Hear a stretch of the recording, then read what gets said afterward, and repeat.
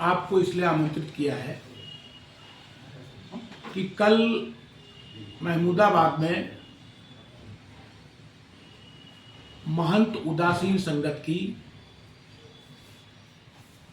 सैकड़ों करोड़ रुपए की जमीन के 3 बैनामा किए गए, ऐसी जानकारी सोशल साइट के द्वारा और कुछ टेलीफोन के द्वारा हमको प्राप्त हुई।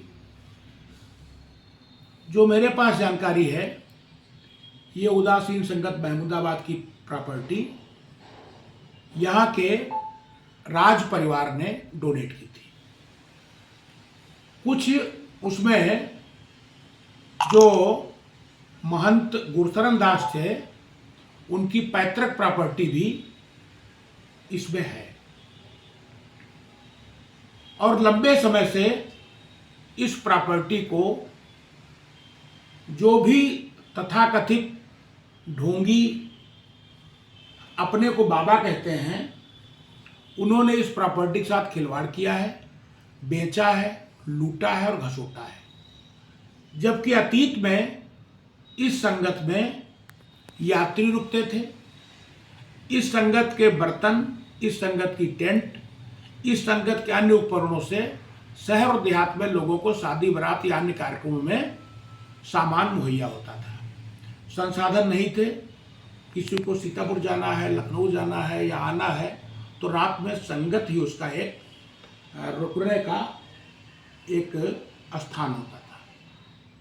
लंबे समय से प्रॉपर्टी बिक रही है। सबसे पहले जो मेरे पास जानकारी है, इचौली की बाग बेची गई लगभग 1990-91 के आसपास। इचौली की कुछ प्रॉपर्टी बेची गई। फिर बिस्वा रोड पर जमीनें बेची गई, जिन पर लोगों के मकान भी बने हुए हैं। और जब इचौली की बाग बेची गई तो वहाँ के ग्रामीणों ने बाग को कटने का विरोध किया, तो वहाँ पर तब यही संतोष दास जी, गुरशरण दास जी के सर्वोसर्वा थे। इन लोगों ने कहा था कि यहाँ पर बाग के पैसे का हम इंटर कॉलेज बनाएंगे। अतीत में संगत की जमीन कौड़ियों के भाव बिकती गई और संगत की जो मंदिर था या जो बिल्डिंग थी या जो लोगों के रहने का स्थान था, वो लगातार जर्जर होकर के उसका तमाम हिस्सा गिर चुका और तमाम हिस्सा गिरने की कगार पर है।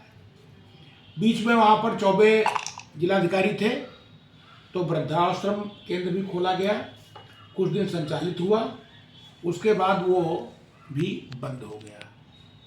अब कल अरबों रुपए की जमीन को संतोष दास ने रजिस्ट्री कर दिया। जो मेरे पास जानकारी है, पहले सिविल कोर्ट सीतापुर से संतोष दास ने इसमें बिक्री की परमिशन ली, क्योंकि दूसरा पक्ष कोई था ही नहीं और न इनकी पैतृक प्रॉपर्टी है, ये धार्मिक प्रॉपर्टी है। कोर्ट में दूसरा पक्ष कोई नहीं था। समाज के लोगों ने विरोध किया तो रजिस्ट्री अभी तक नहीं हो पाई, कोई लेने वाला नहीं आया। उसके बाद कल जानकारी प्राप्त हुई कि वो तथाकथित संत लोगों के साथ मिलकर के, भूमाफियाओं के साथ मिलकर के हाई कोर्ट गए और हाई कोर्ट में प्रमुख सचिव राजस्व, जिलाधिकारी सीतापुर, एडीएम सीतापुर और रजिस्ट्रार महमूदाबाद को पार्टी बना करके एक आदेश फिर कराया गया। अब हमारे पास विकल्प क्या क्या है, इस पर अच्छी राय तो जो कानून के जानकार हैं वो दे सकते हैं, लेकिन सरकार के बहुत बड़े बड़े हाथ होते हैं। इसमें राज्य सरकार को हस्तक्षेप करना चाहिए, क्योंकि राज्य सरकार के अधिकारी हाई कोर्ट में इस केस में पार्टी थे। आपको ये भी याद होगा और हो सकता ये शिरीष जी या जो बुजुर्ग लोग हम जैसे इनको याद होगा कि ये 1996 के आसपास इस प्लाट में एक बार पूरी प्लाटिंग हो गई थी और उन लोगों ने कोई एग्रीमेंट कराया था। तब भी संतोष दास से कराया था या बिशन दास कराया तो मुझे नहीं याद है। पूरे प्लाट प्लाटिंग हो गई थी, खड़ंजा लग गया था, वो जो लगता है पड़ंजा। उसके बाद उस समय मुझे याद है कि मैं, डॉक्टर अंबारजवी और तमाम लोग, महमूदाबाद के आम जन जो चाहते हैं कि संगत की प्रॉपर्टी ख़त्म न हो, संगत में एक आम सभा हुई थी। उस मीटिंग में निर्णय लिया गया था कि प्रॉपर्टी संगत की है, इसको बचाया जाए। स्थानीय लोगों ने जाकर के उस पूरी प्लाटिंग को उखाड़ करके फेंक दिया था और उस समय प्रॉपर्टी बिकने से बच गई थी। लेकिन इसका हल क्या है? महमूदाबाद में 60-65 बीघा जमीन 68 होगी, जो भी होगी, इचौली में है, मुड़ेरा में है, कस्बे के अंदर बाग है। जब तक इसका जन कल्याण के लिए सदुपयोग नहीं होगा, जब तक संगत का जीर्णोद्धार नहीं होगा, जब तक संगत में जो सुबह शाम या दोपहर पूजा अर्चना होती, जब तक वो नहीं होगी, तब तक इस प्रॉपर्टी का रखरखाव कैसे होगा, ये चिंता का विषय है। आपके माध्यम से हम कम से कम महमूदाबाद के सभी आम नागरिकों से अपील कर रहे हैं कि राज्य सरकार इस मामले को सुप्रीम कोर्ट ले जाए। एक बात। दूसरी बात, राज्य सरकार चाहे तो इस प्रॉपर्टी को एक्वायर कर सकती है। तमाम हमारे धार्मिक मठ और मंदिर जो सरकार की देखरेख में चलते हैं और सरकारी ट्रस्ट बने हुए हैं, सरकार की देखरेख में चलते हैं, सरकार चाहे तो इसको एक्वायर करके, ट्रस्ट बना करके और इसका संचालन रिसीवर बैठा करके, कोई कमेटी बना करके इसको कर सकती है। अंतिम बात हमारी, हमने कहा कि सरकार के लंबे हाथ होते हैं।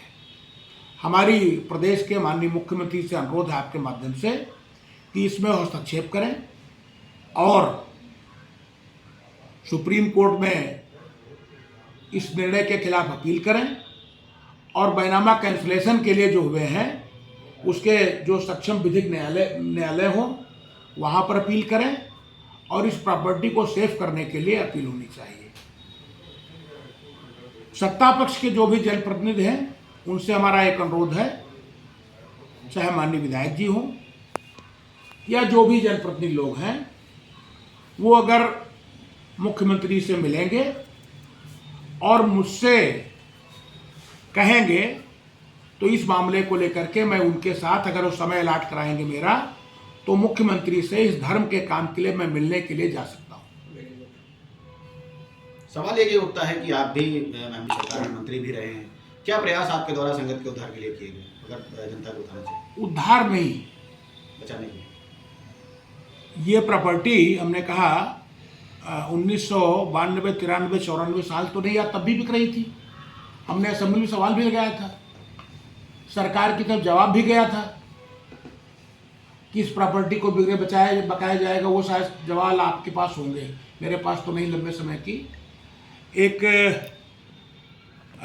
महंत गुरचरण दास ने रजिस्टर्ड वसीयत भी की थी कि मेरे मरणोपरांत सो 11 लोगों की कमेटी होगी जो इस ट्रस्ट इसकी देखभाल करेगी।